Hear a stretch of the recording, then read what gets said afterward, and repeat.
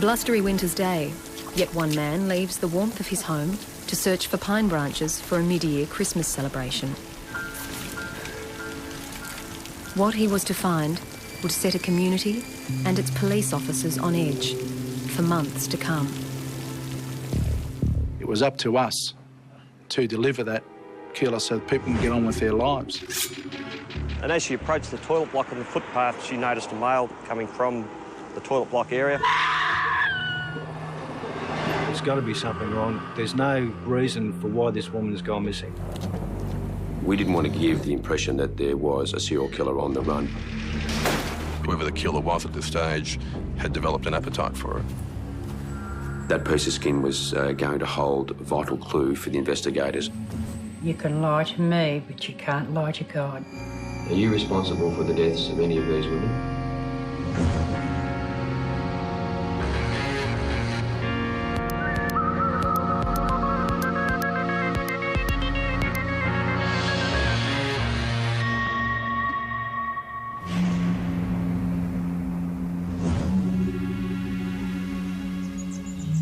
When a young girl's body was found in this park in the teeming rain, police had the odds stacked against them. They would need to call upon all of their investigative and forensic skills to solve a crime that even today sends chills down the spines of those who lived through it.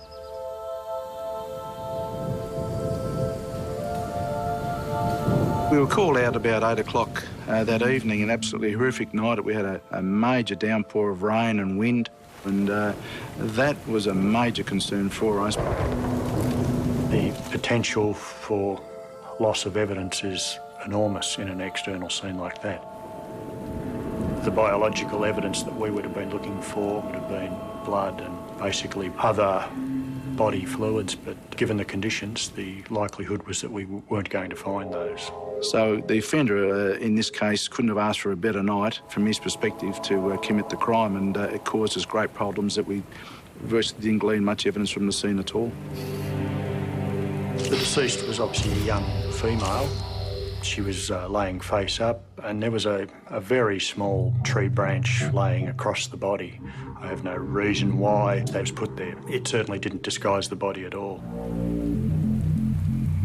In terms of a sexual assault, her pants and lower body clothing were intact, but the upper body was exposed. There was significant and massive wounds to the throat, which were the obvious cause of death to me at that time. The autopsy examination revealed that she had a number of bruises and abrasions on the arms and hands, which suggest there may have been attempts at defence. However, there were no injuries to suggest that her arms and hands had come in contact with a knife or other sharp instrument. It suggested that the victim had lost consciousness before she was attacked with the knife, and tiny pinpoint blood clots were the telltale signs. Around the eyes and present within the tissue lining the inside of the eyelids were some small hemorrhages known as petechial hemorrhages, and they are consistent with her having had strangulation occurring during life. There were some minor injuries suggesting the body had been moved and possibly dragged. It was an insight into the murderer's method of killing. But marks on the victim's chest were a further and troubling signature. There was no bruising or bleeding present within the soft tissues. These features suggest that these injuries occurred after death. What caused me concern, and all of us concern in the team, was this crisscross on the chest. Is it satanic? Have we got just a serial killer? Why has he done it? He, she, because it's not gender-based. As detectives learnt of an 18-year-old reported missing, crime scene examiners continued their search. Next morning, the weather was much better. Rain had stopped, and it was much more suitable for searching a crime scene. In an area not far from where the body had been, there was a blue and white sports bag which contained a number of school books, and a number of those books were in the name of Elizabeth Stevens. Elizabeth Stevens' body was found in a drain late on Saturday at Lloyd Recreation Reserve, less than half a kilometre from her home. Originally from Hobart, she was completing her VCE at Frankston TAFE and was living with her uncle at Langwarrin. We couldn't believe it, that it was her. We kept expecting her to walk through the front door. Homicide detectives have very few leads in the investigation and are yet to establish a motive for the brutal killing. They're now trying to piece together Elizabeth Stevens' movements. Piecing together the movements of your victim is absolutely paramount for us. We knew that she'd left a note for her uncle and auntie, that she was going to the TAFE College library. She gave an estimated time of return of 8 o'clock. So we knew she had travelled and placed herself down at the Frankston CBD. We were able to establish that Elizabeth made a call to her sister and she was going to go visit her the next day. Are we still on for shopping tomorrow? And we know that call was made from the CBD of Frankston. The police would now turn to the public for their help. But at one house, they were going to get more than they expected. When I said there was significant blood, there was significant blood in the house. We were confident we were on a winner. The body of 18-year-old Elizabeth Stevens was found in a park not far from her home. There seemed little motive as to why she had been so brutally murdered. The police needed to piece together her last movements, and for that, they would rely on the public. Any investigation we undertake, we rely so heavily on the cooperation and assistance from the public. There's only few of us, but many of them. Police hope this mannequin, dressed in clothes similar to those worn by Elizabeth Stevens on the night she disappeared, will jog the memory of anyone who may have seen the teenager near the Frankston TAFE last Friday night. We did pamphlets and roadblocks where we set up a mannequin dressed in similar clothes, and that led to witnesses coming forward, and that pieced together for us the places that Elizabeth had been. One was at a takeaway food bar, which was in the heart of Frankston. We had another sighting at the TAFE College, probably around 7 o'clock that evening. We then had to satisfy ourselves, how did she get back to the location where she's in fact found? And the bus was the most obvious form of transport. Was she followed by someone from the cafe that she went to? Did someone travel on the bus with her? While the calls kept coming in from the public, Charlie Bazina and his team were door-knocking the area. And when they stopped at one house, they thought they'd hit the jackpot. There was one particular house we went to where this particular individual at the house slammed the door in our face. And police being police arouses our suspicion. As a result of that, we get into the house and there was blood everywhere. So in finding the house as we did, immediately we treat that as a crime scene. And as it turned out, this guy had just self-mutilated and that was it. But that caused us a lot of man-hours to eliminate him as a potential suspect. The detectives were virtually back to square one. So you go from your peak back down to a trough. And then we had the crushing news that we learnt of a woman being reported missing from the Frankston area. More than 100 SES officers joined police in an intense search today for any trace of Deborah Ann Freem. They're tearing us apart. She's got a son here that's 12 days old. We just can't handle it. All reports were that Debbie was a loving, caring mother, happy about the fact that she had a new baby on the scene. She loves her child. She loves me. Since the birth, it's just been unreal. You know, life couldn't be better until this. There was considerations of, because she was a new mum, was she suffering from postnatal depression? It seemed unlikely, and more so as the night she disappeared, Debbie had a friend over for dinner. And at some stage, Debbie had run out of milk and had said that she was going down to the local shop to purchase milk. And she's left her baby with a family friend and had gone off to get the milk and hadn't been seen since. I'm thinking to myself, there's something wrong. There's got to be something wrong. There's no obvious reason for why this woman's gone missing. Debbie's disappearance took on a more sinister tone, considering on the same night, only a train station away and less than 2 hours before, another woman had been assaulted. As she approached the toilet block on the footpath, she noticed a male coming from the toilet block area. She didn't take a lot of notice of him. Shortly after that, she felt the person grab her from behind. Then he threatened her and suggested that he had a firearm or a pistol, which he'd put against her head. Rosa offered an expensive ring to the man and he didn't take it. Finally, with a big push, broke free, ran out towards the road with him chasing her. Luckily for her, the car stopped.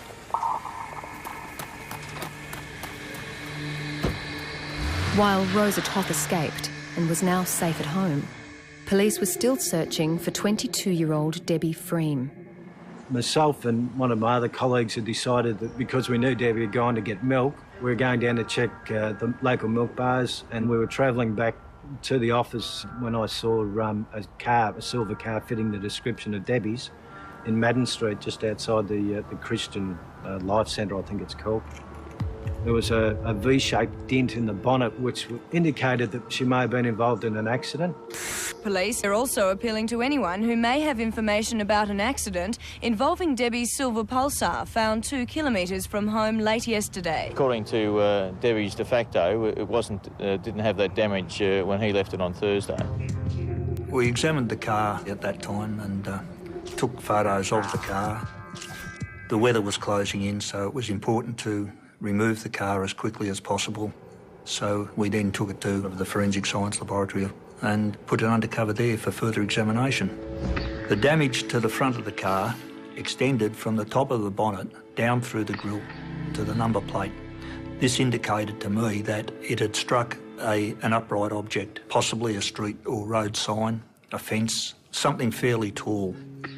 To identify what Debbie's car hit and get a possible lead on where Debbie was, the number plate, which had tiny orange smears on it, was removed for testing. I examined the substance using a very high-powered microscope to analyse the elemental composition. This was not paint or plastic or timber-based, but related somewhat possibly to a soil or to crushed rock or even brick.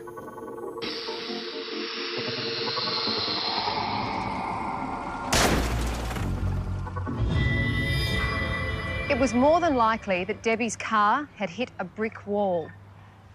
But was it on her way to get the milk or after? No milk, no groceries, or her purse were found in the car. But other ominous clues were there. When I examined the car, I noticed that the driver's seat was in a reclining position and pushed nearly all the way back. I gained the impression somebody larger than Debbie drove the car to Madden Street. I also found what appeared to be blood on a blade of grass sitting on the passenger side seat, and I found what appeared to be blood on the driver's seat. The blood was that of Debbie Freem. But who had driven the car to Madden Street? Was the young mother missing or murdered? Police have been sent to Carrum Downs, where a woman's body was found a short time ago. It was discovered in grazing land between Wedge Road and Thompson's Road. Taylor's Road's an unmade road, and it's got grazing paddocks either side of the road, and the body was found between the trees and the wire fence of the paddock. It was suspected that it was the body of Debbie Freem, who had been missing for 2 or 3 days, and whose car we had found in Madden Street in Frankston. Residents in the Bayside suburbs of Seaford and Frankston are living in terror following the second stabbing murder in recent weeks. The body of Deborah Ann Freem was found beside a dirt road in farmland at Carrum Downs, 10 kilometres from her Seaford home. Unfortunately, there was nothing at the scene to indicate who the offender might have been. We were still up in the air at that stage. But while clues to the offender weren't present, he had left telltale signs that might link him to the murder of Elizabeth Stevens, whose body was found exactly 1 month before. The body was covered by broken branches, and even though I didn't go to the scene of Elizabeth Stevens, I knew that her body had vegetation placed on top of it too. On the grass near where Debbie was concealed, there was a large amount of blood. This indicated to me that she was killed and then hidden behind the bushes. Her dress was pulled up around a midriff and her underclothing was intact, the same as Elizabeth Stevens. She's died from multiple stab wounds, not only to the neck region, to the, as I said before, the upper body, in what can only be described as a frenzied attack. When Debbie Freem's body was discovered and after the post-mortem examination, we're in a position to compare the sort of injuries and the post-mortem injuries from that victim against the first case. And what we did notice was that there was evidence of strangulation, there was a similar pattern of stab wounds, there were post-mortem injuries. So whilst there were a number of indicators that certainly led us to believe that there was a possibility it could be the same killer, we didn't want to give the impression that there was a serial killer on the run. The problem facing the police was that 2 other young women had also been murdered in the area within the last 3 years. The body of 25-year-old Michelle Brown was found in March last year, and Sarah McDermott was abducted from Cannock Railway Station in 1990. Her body was never found. The connection to a serial killer was inevitable. If there is a serial killer at work here, it's places like this where he stalks his prey.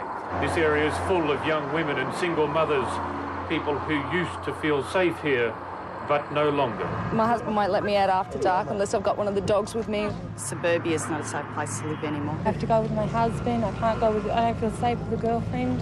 Your friend's up the road, but you're too scared to go and see them. The bad guys are winning and that makes you angry.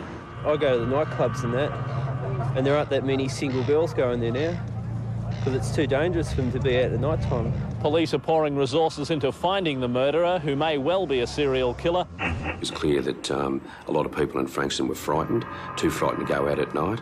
We were all expecting another murder. You know, it was just this, whoever the killer was at this stage had developed an appetite for it. The most important thing was to try and catch the killer. You publicise the locations of caravans, as many photos of Elizabeth and Debbie, information about the car that she was driving, anything that might lead to the killer. A number of people rang in as a result of police to the community from the media. Witnesses that came forward said that they'd seen a tall man return to the vehicle after it had been located in Madden Street and enter the vehicle and take some goods from it. Some of the other reports we got indicated that Debbie was seen in the vehicle with a male, that the vehicle was driving erratically through the streets of Frankston. There'd been some attempt to flash high beam, which gave the investigators our first clues that Debbie had in fact been abducted. We were confident that the offender had driven the vehicle back to Madden Street, and the main clue it gave us was we thought he lived within a walking vicinity of that area. And in order to flush out a potential offender or suspect, we called upon the services of our criminal profiler. I was asked to have a look at the 2 murders that had occurred to that point to see if I could provide some insight in relation to the particular individual that might be involved in committing these murders. Typically, serial killers start their killing between the ages of 18 to 24. These kinds of individuals have a very rich fantasy life. They get pleasure out of fantasising about selecting their victims, the kind of victims and how they're going to kill them and what they're going to experience during the killing. So if you're fantasising almost every minute of your waking life, it's very difficult to hold down a meaningful job. There was enough information, enough evidence available to me to conclude the killer was a local. You don't go and commit a murder in an area that you're totally uncomfortable with, because that would be your greatest exposure. So he would fit into the local community. He wouldn't attract attention. It was perfect for him. From that information, the police produced a questionnaire and were going to target an area in Frankston where the profiler believed the killer might live. But just as they were about to commence the door knock, another young girl went missing. In less than 8 weeks, 2 young women had been killed, both in a similar and brutal way. There seemed little doubt that a serial killer was at work. The police had little to go on, but they had bombarded the area with extra officers, warning its residents to be careful, especially at night. And now, 17-year-old school student Natalie Russell was missing. Normally Natalie rode her bike to school, and because it was raining, I said, you know, I'd take him. So I dropped her off at school, and I'd always said to Natalie, oh, ring me, you know, if you want to lift home. Anyway, there was no call, so I just assumed that she'd gone into Frankston, which she often did. And anyway, when the bus came, 6:15, Natalie wasn't on it. I was a bit concerned about that. The next bus came, a little after 7. And when she wasn't on that, I said, Brian, oh, something's wrong. When I went to the house, I went inside and spoke to Mr. and Mrs. Russell. I remember Mrs. Russell was, she was very nervous. I remember she was wringing her hands a lot, she was. And I think she was thinking that something terrible might have happened. I think, as we all did on the night, we had a photo of the girl. We took a full description of what she was wearing, height, hair colour, length, and we immediately started asking questions about, had they rung any of her friends, which they hadn't. No one had seen her since 2:30 when she had left school. Across the road from Natalie's school was a bike track between two golf courses, a shortcut that many students, like Natalie, would take to get to their homes. It was the logical place to start their search. We were taken to the spot where there was a large cut in the cyclone fence right up against one of the galvanised poles. The first thing I noticed was some bloody handprints along the pole, and as I walked into the bush and I saw a school bag, which all the kids from the college have, and then as I turned around the corner further, I saw a pair of black stockings and then the school uniform. One would assume straight away that it would be Natalie. And I said, is it a female? And they said, yes. And I said, school clothes on? They said, yes. I said, John Paul College school clothes? They said, I said, well, it's not Natalie, because I said Natalie was too strong. She wouldn't let anyone hurt her or kill her. I can say from looking at the scene what I saw, Natalie put up one hell of a fight. The ground was where she'd kicked all the grass underneath was down to bare earth. She'd certainly struggled well, but unfortunately he just overpowered her.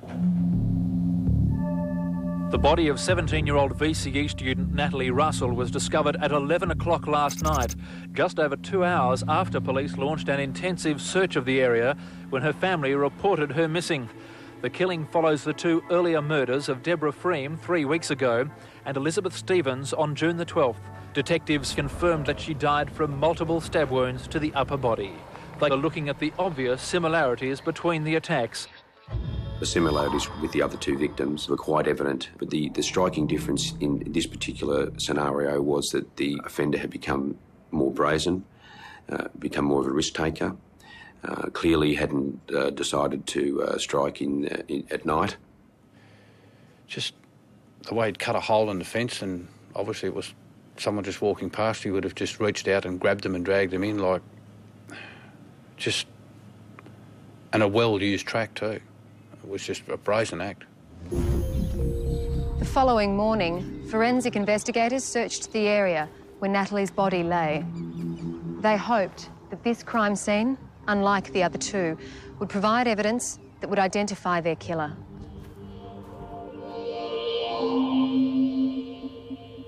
We noticed the hole in the fence on the western side of the track had been cut, and further down the track there was another hole in the fence and also one on the eastern side. I collected samples of wire that had been cut from these holes. The cut wire was very significant because if we were able to find a tool, we could match that up to the cut wire at the scene. In the hole at the northern end of the track, there was an amount of blood smeared on a fence post. The blood may have belonged to the offender, but it could also have come from Natalie as well. In behind this hole, there was a bushy area where the body of the deceased was laying. And up near her head were a couple of small leather straps, very, very light type leather, similar to straps that are used on binoculars. These were stained with blood, and if they had have been used for the purpose of strangulation, they would have broken as they appear to have done. The autopsy was also showing positive leads. Within the largest of the neck injuries, a 2.7 by 0.5 centimetre piece of skin was discovered. This skin, when examined, had ridges on it, suggesting that it had come from the hand. And there were no equivalent injuries present on Natalie Russell. That piece of skin was going to hold a vital clue for the investigators, because what it was able to do was provide a DNA match between the offender and the crime scene, a nexus between Natalie and whoever killed her. SES workers and police continue the search for clues today. Dozens of golfers were turned away as police closed the courses and sealed off an area covering more than 3 square kilometres. We're certainly interested in hearing from anybody who may have seen a person, or male person in particular, loitering around the golf course. That plea would be answered by a young cop fresh out of the academy. His notebook would hold the missing piece of the puzzle the detectives so desperately needed. The small community of Frankston, only an hour away from Melbourne, was the target of a serial killer. It was up to us to deliver that killer so that people can get on with their lives. The criminal profiler suggested the murderer was 18 to 24, unemployed and a local. Police were now door-knocking a particular area in which they believed the killer lived. More than 150 detectives from almost every Victorian police squad joined forces in Bayside Frankston today to begin Operation Pulsar. As the door knock began, Detective Wilson learned of a potential and exciting lead. 2 young constables came to the task force office reporting an incident they'd been called to the previous day, the day that Natalie Russell went missing. We received a call to attend Sky Road in Frankston for a suspicious vehicle, and when we got there we saw a Toyota Corona, a yellow kind of car. It was parked opposite the bike track that Natalie and her schoolmates used and had been reported to the police by a postie. On Friday, around about 3 o'clock, I was on my round, just about finished. It was knock-off time for school, and I saw a car without any registration plates on the back. There was a bloke in the car with his arms crossed, and he slouched down to try and hide, under the steering wheel. And I just kept going till I found a house that I knew someone was home, so I went in there, called the police. When we got there was no one at the car. It had no registration plates, and we noticed a interim registration label on the front windscreen. I noted the registration down, and then we decided to have a look around at some of the houses that were on the same side of the street as the car. So we did a bit of a door knock, had a bit of a look across the road. There was no one around, so we just made sure that we had all the details right from the car, and then we left. The following day, they brought that information to our attention, and that was a significant breakthrough. I felt quite optimistic about 2 main issues here. This person was right at the scene when the killing occurred, so we either had potentially a first-grade witness, or we were for the first time in this investigation, we had a real suspect we could look at. The car was registered to a Paul Charles Denyer, and his flat was smack in the middle of the area police and their profiler had targeted. We knocked at the door and Paul invited us into his flat. He was quite relaxed. He was extremely friendly, eager to answer our questions, very, very cooperative. I noticed that he had a number of cuts on his fingers, and I invited Paul to come back to the police station at Frankston. Before continuing, I must inform you that you're not obliged to say or do anything, but anything you say or do may be given in evidence. Do you understand that? Yeah. What is your age and date of birth? I'm 21 years old. I was born on the 14th of April 1972. Okay. Are you an Australian citizen? Yep. Are you currently employed? No, I'm unemployed at the present time. All we'd like to do, Paul, is if you could just run through, starting with yesterday morning. I got up in the morning about 20 to 8, 7:30, 20 to 8. Right. Sharon was running. During the questioning with Paul Denyer, Paul was consistent with his the way he answered questions back at his flat. As I was coming down, say past Kringle Drive, I noticed temperature gauge started to go right up to high. So I just pulled over in Sky Road. Yeah. And right across the road is, your golf course and everything. So I pulled up there and I checked under the car, under the bonnet, and found out the hose had come loose. When we saw you down at your flat this afternoon, I noticed a number of cuts on your fingers. Yeah. Can you just put your hands flat on the desk here, so that just right up here. This injury here is a long sort of a cut. just explain how you got that injury and when you got that injury? I got it yesterday when I was working on the car. How are you saying it occurred? Well, the fan spins this way, so if I'm standing at the front of the car, like here, fan spins that way, the alternator sits there, and there's some wires running down underneath the bottom of the radiator. There's a wire at the top, which was for a light that I just recently put on. And it must have been when I was putting my hand down there, I caught the fan. Why did you have it running at that stage when you were checking the radiator? Clumsy worker on cars. As Paul Denyer willingly recounted his day's events, his flat was being searched. I then went to his flat and was part of the search party in executing a warrant, and the things we then found there. At the flat, the team collected knives and various pieces of clothing, and from the car, binoculars without a strap. And amongst his many and varied tools, a pair of pliers. Just build up our excitement in relation to say, well, we're confident it wasn't another one that I mentioned earlier, the chap that we found, that slammed the door in our face. I think we're onto the right guy here. To know that, those pliers were taken to the forensic laboratory where they were used to cut sample pieces of wire. Every pair of pliers has its own individual and distinctive cutting edge, just like every person has an individual fingerprint.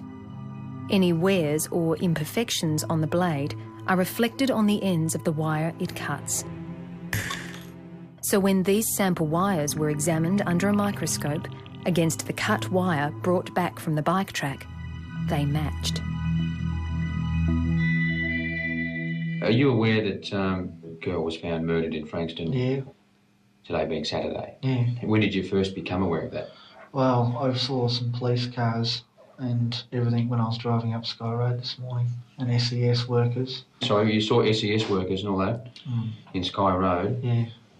And they had some white tape across the walkway. And I saw you. Sorry, you saw me? Yeah, I saw you, and I saw the other guy. And that was, what were you doing when you saw that? Where were you going, or what were you doing? Oh, we were going to the Wreckers. He seemed to be able to have an answer for every occasion, where he was, what he did, which certainly gave rise to suspicion because nobody has that sort of recall, in my view. More disturbingly, Paul Denyer could recall every minute of every hour on the very days that Elizabeth, Debbie and Natalie were murdered. Yesterday, your car was parked opposite the location where the body of Natalie Russell was found. On the night that Debbie Freem disappeared, you walked over to Kennel Railway Station, missed the train and walked back. And on the night Elizabeth Stevens disappeared, you walked in a very close proximity to Lloyd Park on your way to pick up this battery. Do you think that's fairly coincidental? Yeah, it is. In all the circumstances? Yeah.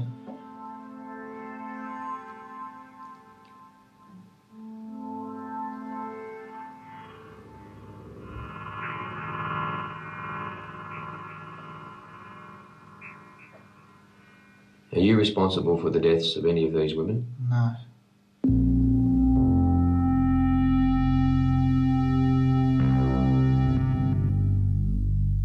Police were continuing to interview their prime suspect, Paul Charles Denyer. Not only was his car in close proximity to the murder scene of Natalie Russell, but his flat contained evidence that linked him to that scene. His hands also had suspicious cuts. A sample of your blood is requested for the purpose of confirming or disproving your involvement in these matters. We asked Paul for a blood sample and a sample of other tissue so we could establish a match between skin found at the post-mortem of the Russell victim and himself, so we could tie him to the murder. All right, we're just going to suspend the interview for a short time. Is there anything else you want, like a cup of coffee or a glass of water? Yeah, I would like another cup of coffee. Yeah. How do you have your coffee? White with 2. All right, I'll get you a cup of coffee, all right? Just have a short break. At that particular time when he was sitting there, he was starting to realise now that blood samples were being requested and the DNA may link him to the scenes. and he knew that we didn't believe any of his story. Do you think that's fairly coincidental? Yeah, it is. In all the circumstances? Yeah. I think he knew that the game was up, so to speak, and whilst we're waiting for our forensic experts to come and take various samples, Detective Darren O'Loughlin was looking after Paul, and Darren was wearing a cross that you could see through his shirt, and Paul asked him if he was a Christian, and conversation ensued about that.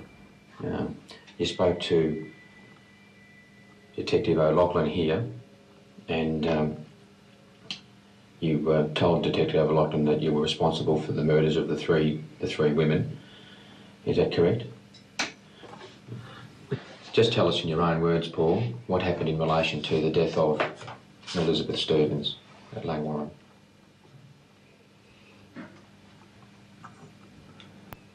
I saw her get off the bus.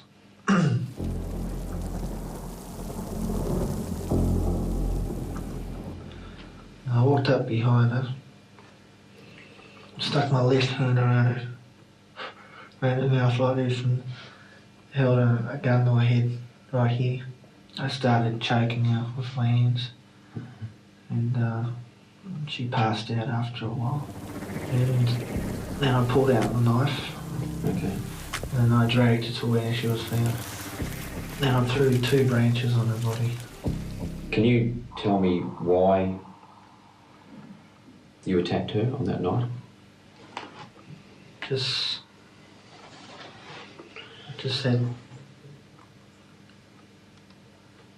had the feeling, that's all. What sort of feeling? Can you possibly describe it, where you had this feeling? Just wanted to kill. Once he'd made the decision to admit the offence, he didn't hold back anything. You could see that he was very willing to recount everything that had occurred. Yeah. Okay, can you tell us what happened here? Well, the car was sitting over there. This is Debbie Freem's car we're talking about. Yeah, Pulsar. Right. I was walking down this road here. Right. Saw her jump out of the car. Yes. Ran into the milk bar here. So I jumped in the back seat of the car. Right. And the car was directly across the road, so I could see her from inside the car in there.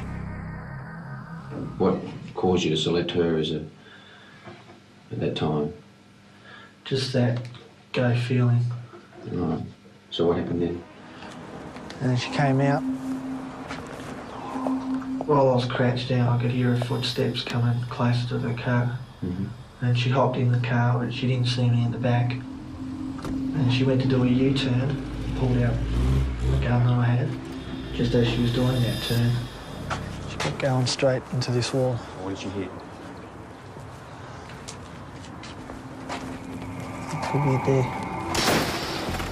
which caused a dent on the bonnet. Right. And then you drove off down this Cannon Avenue? Yeah, down that way. He was totally removed from the circumstances of what occurred. It's like it didn't happen for him. He was explaining it outside himself. He then took Debbie to Taylor's Road, where he strangled and then killed her with a knife, like he did with Elizabeth Stevens. I dragged her about a metre into the trees and where she was lying against the fence. And I broke off 2 branches off the nearest tree and threw them over her body. And I hopped back in the car again and I adjusted the seat to match my height because she was a lot smaller than me. And headed back Madden Street. Why to Madden Street? Wasn't too close, wasn't too far from home. The next morning, just as witnesses described, Paul Denyer went back to Debbie's car and grabbed her groceries and purse. I wanted to see what her name was and everything out of her wallet, so... Right. I took it up to the golf course and buried it. So you'll be able to show us where that is? Exactly. And how would you be able to find the spot? All right, I'll find it. You've brought us up the track to this point where you've just kindly cut the fence open for us. Yep. And this is the area in here where you've indicated the purse is. Yes. He's digging around and, really we could have just said, relax, Paul. It'll be here. If you say it's here, it'll be here, But he was frantically digging because it was like we weren't going to believe him. I should have a shovel.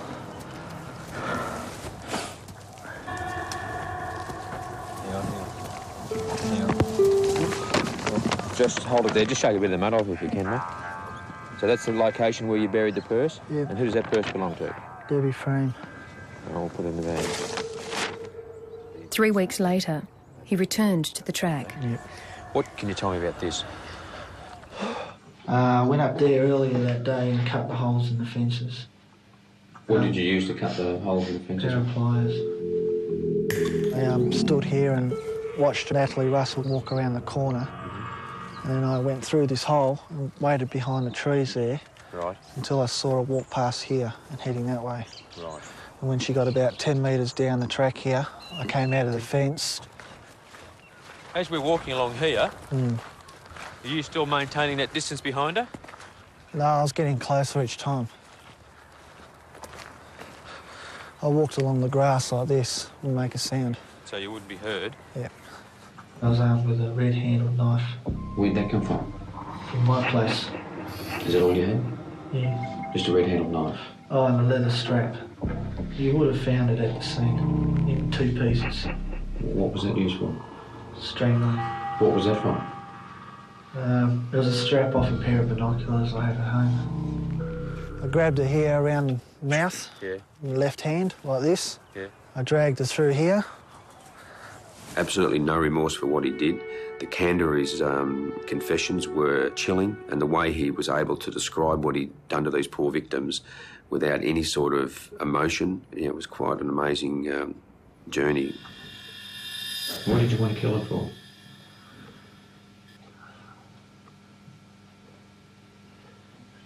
Same reason as before. No, I've always wanted to kill. Since when? Since I was about 14. Apart from his callous descriptions of the 3 murders, he also admitted to assaulting Rosa Toth on the same night as he killed Debbie Freem. This is some weeks after Elizabeth Stevens. Yeah, I was just, like every day, I was just going up, boiling up, till I got to that stage. Were you armed with the same weapon? Exactly the same. Exactly the same weapon? Was that the weapon you used when you first approached Elizabeth Stevens?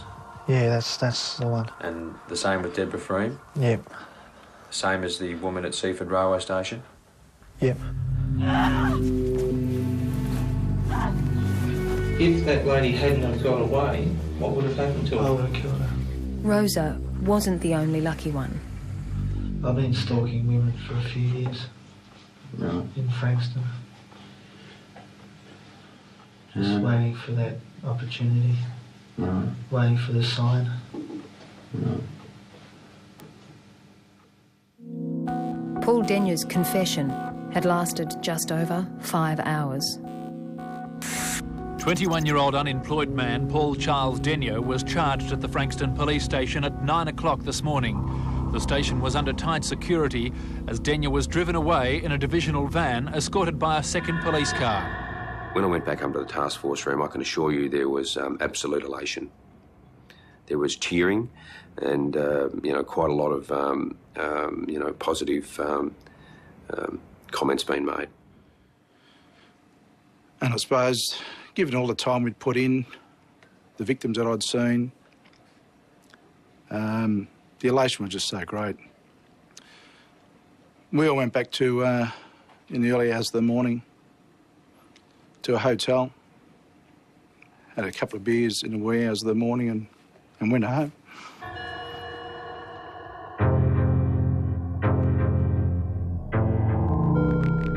And then when it was over, he stood up and he walked all along and he spotted me and he just stood there and stared at me and said, "I'm sorry." And I thought, well, you can lie to me, but you can't lie to God. Right now, Paul Denya is behind those high walls under maximum security, serving a minimum sentence of 30 years. So, having murdered 3 young women and abducting another, Denya could be out on the streets at the age of 51. That was just a real kick in the teeth as far as we were concerned. That he could do that to these young women and the law would basically give him a lousy 30 years for 3 murders. because how many times has it happened? They get out, they'll do it again. There's just no way that he won't do it again. That's what he is. He's just a murderer.